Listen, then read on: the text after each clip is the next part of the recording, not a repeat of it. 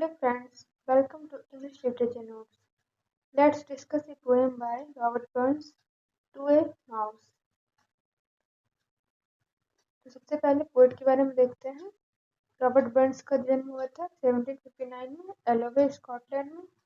ये स्कॉटलैंड के national poet के नाम से जाने जाते हैं। इन्होंने स्कॉट्स लैंग्वेज और इंग्लिश लैंग्वेज में लिखा है। कुछ फेमस वर्क जिसमें टू ए माउस भी आता है। इन्होंने अधिकतर लव, नेचर, स्कॉटिश कल्चर और कॉमन फ्लॉक के थीम पे अपना पोएम लिखा है। ये फार्मर और एक्साइज ऑफिसर के रूप में काम किए थे। इनका डेथ बहुत जल्दी हो जाता है 37 ईयर एज में 1796 में।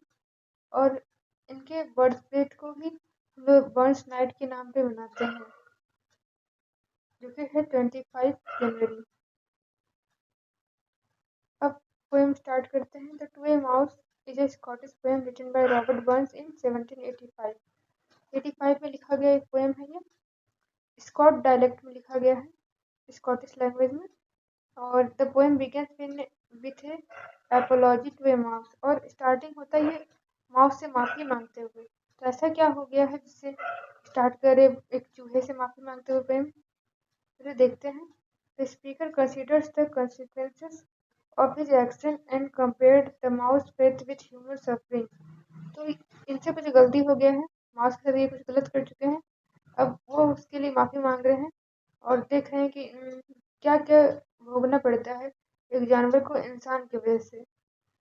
The poem suggests that life is uncertain both for animals and human। तो दिखाया गया है कि किस तरह एक इंसान का जैसे लाइफ में कोई भरोसा नहीं कल क्या होगा, वैसे ही सेम इन जानवरों के साथ भी है। इनका लाइफ का और भी भरोसा नहीं है कि आज है कल क्या होगा, कुछ पता नहीं। It is well known for the line, the best laid schemes, oh mice and men, gang after ugly means plans often go wrong। ये लाइन बहुत ज़्यादा डीप मीनिंग दिखाता है कि जो भी हम लोग प्लानिंग करते हैं फ्यूचर में ये करेंगे ये करेंगे, कोई ज़रूरी नहीं है वो प्लान पूरा हो। प्लान कभी भी फ्लॉप हो सकता है, इसीलिए हमेशा हमें तैयार रहना चाहिए फ्यूचर में जो भी होना है उसको स्वीकार करने के लिए। तो अब देखते हैं फॉर्म स्ट्रक्चर पोएम का। 8 स्टैंजा का टोटल पोएम है और हर एक में 6 लाइन है। इसका rhyming scheme A B A B है। स्टैंडर्ड हैबिट में लिखा गया है, इसको हम लोग वन स्टैंजा कहते हैं। और स्कॉट लैंग्वेज में लिखा गया है। कॉन्वेंशनल टोन है फिलोसफिकल डेप्थ के साथ। अब स्टार्ट करते हैं पोएम। स्टैंजा 1 में देखते हैं। The poet gently addresses the small mouse. एक छोटा सा चूहा है, उससे बात कर रहे हैं poet. He call it little frightened helpless creature. वो डरा हुआ बहुत ज़्यादा है और उसको कह रहे हैं कि ये बहुत ज़्यादा हेल्पलेस हो चुका है। डरा हुआ है क्यों? क्योंकि वो खेती करते हुए, प्लगिंग करते हुए पोएट से गलती से उसका घर टूट गया। He apologises for disturbing his nest with his plough. तो प्लगिंग कर रहे थे, खुदाई करते हुए उनका घर को तोड़ देते हैं चूहा का। He feels guilty because the mouse is now scared and homeless. अब चूहा बहुत ज़्यादा डर चुका है कि अब उसका घर भी टूट गया और उसके घर नहीं है। वो डर से इधर उधर भाग रहा है। तो पोएट को ये देख के बहुत खराब फील हो रहा है। इसमें समझ आता है स्टेंजा में कि पोएट बहुत ज़्यादा काइंडनेस फील कर रहे हैं, वो दयालु है, वो जानवर के प्रति भी सिंपैथी रखते हैं। आगे देखते हैं। The mouse run away quickly in fear. तो डर से भागा, जैसे कि अब चूहा का घर टूट गया है, वो देख रहा है कि कुदाल चल रहा है तो वो डर से भागेगा ही। The poet tell it not to panic और टू बी अफ्रेड। पोएट उसको कहते कि अरे डरो मत, हम जानबूझ के कुछ नहीं किए हैं। He assures the mouse that he will not change और हार्म इट। वो बोलते हैं माउस को कि अरे तुम चिंता मत करो, मेरे से गलती से हो गया, हम तुमको और नुकसान नहीं पहुंचाएंगे। ही understand that animal fear human naturally. उन्हें समझ आता है कि क्यों इंसान से सारे जानवर डरता है, कि जानवर को पता है कि अगला एक्शन क्या होगा, ह्यूमन का कुछ पता नहीं है, इसलिए वो डर के भाग रहा है। This stanza highlight the gap between human and nature. तो इंसान और जो प्रकृति दोनों के बीच में कितना गहरा गैप है, कितना ज़्यादा दूरियां हैं, ये दिखते सकते हैं इसमें हम। नेक्स्ट देखते the poet reflect human think they are superior. दिखाया गया कैसे इंसान अपने आप को बहुत महान समझता है।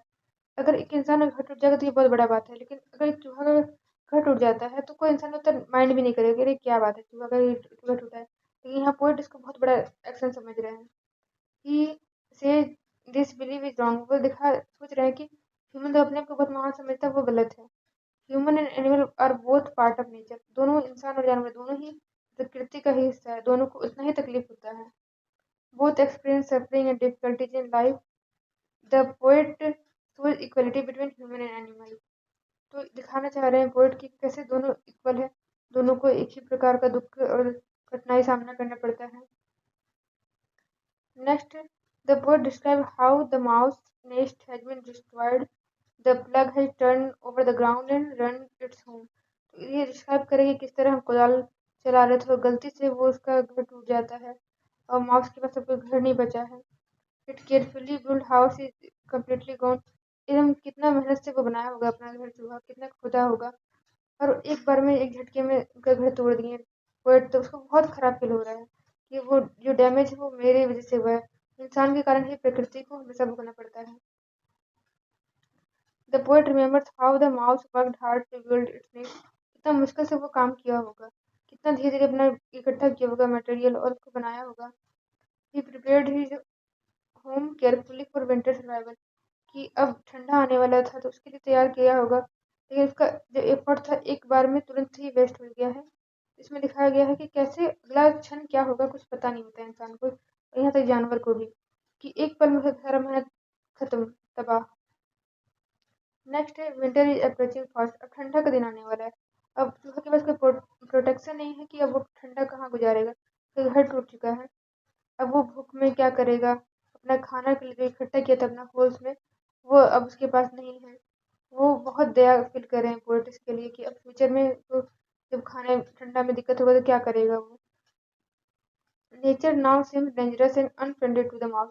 अब नेचर जो है वो एक तरह से दुश्मन बन चुका है चूहा के लिए, क्योंकि ना उसके पास खाने के लिए कुछ है, ना रहने के लिए कुछ है, तो फ्यूचर का कोई प्लानिंग नहीं बचा उसके पास अभी।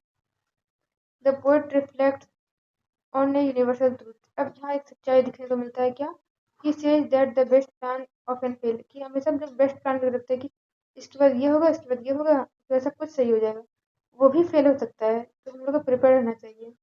This apply to both mice and human. इंसान और ह्यूमन दोनों को इसलिए प्रिपेयर होना चाहिए। No matter how carefully we plan, things can go wrong. हमको नहीं पता कि नेक्स्ट क्या होगा, अनप्रडिक्टेबल है सब कुछ, लाइफ जो है वे कुछ भी सर्टेन नहीं है, अनसर्टेन है, तो नेक्स्ट क्या होगा कुछ पता नहीं।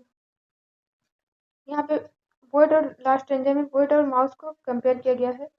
Mouse lives only in present moment. Mouse जो हमेशा वर्तमान में रहता था। He does not worry about past and future. उसको नहीं पता कि हम पहले क्या किया था, फ्यूचर में क्या करने वाले हैं। Human however feel regret about the past. लेकिन इंसान जो है वो पास्ट के लिए भी रिग्रेट होता है, फ्यूचर के लिए भी एंजाइटी में फील करता है कि अरे ये क्या हुआ फ्यूचर में, हमेशा फ्यूचर के टेंशन में रहता है। The poet concludes that the mouse में बी हैप्पियर देन ह्यूमन। लेकिन चूहा इसलिए इंसान से ज़्यादा खुश है क्योंकि वो प्रेजेंट में जीता है, अब वो खुद प्लान कर लेगा नेक्स्ट। तो इंसान जो है वो पास्ट का भी सोचता है, फ्यूचर का भी सोचता है, इसलिए हमेशा परेशान रहता है। इससे हमको बहुत सीख सकते हैं ये पोएम को कि प्रेजेंट में रहना चाहिए। प्लान हमेशा फेल हो सकता है, इसलिए एक ही प्लान पर डिपेंड नहीं होना चाहिए, हमेशा हमें प्लान बी होना चाहिए और हर एक सिचुएशन में अपना रास्ता खोजना चाहिए। तो ये सारी चीज़ हम लोग समझ सकते हैं पोएम को देख के। तो कंक्लूजन में देखते हैं कि to a mouse shows burn depth sympathy for nature and ordinary creature. में देखते हैं कि पोएट कितना दयालु है, वो एक चूहा का घर तोड़ के इतना ज़्यादा परेशान हो रहे हैं। हम लोग तो कुछ नहीं तोड़ लेंगे, इतना हम लोग सोचते भी नहीं होंगे, लेकिन ये समझना चाहिए कि पोएट कितना ज़्यादा दयालु है। Through the mouse he reflects on human vulnerability, broken harmony with nature. दिखा रहे कि कैसे इंसान आजकल बहुत ज़्यादा अपने मतलबी हो चुका है, जैसे जैसे ये नहीं है, ये जो लाइफ है वो अनसर्टेन है। जैसे ये चूहा के साथ हुआ, उसको दर्द को समझना चाहिए और ये सिंपल लैंग्वेज में बहुत अच्छे से ये पोएम में समझाया गया है। आई होप ये पोएम समझ में आया होगा। Thanks for watching. Like share and subscribe and share to your friend.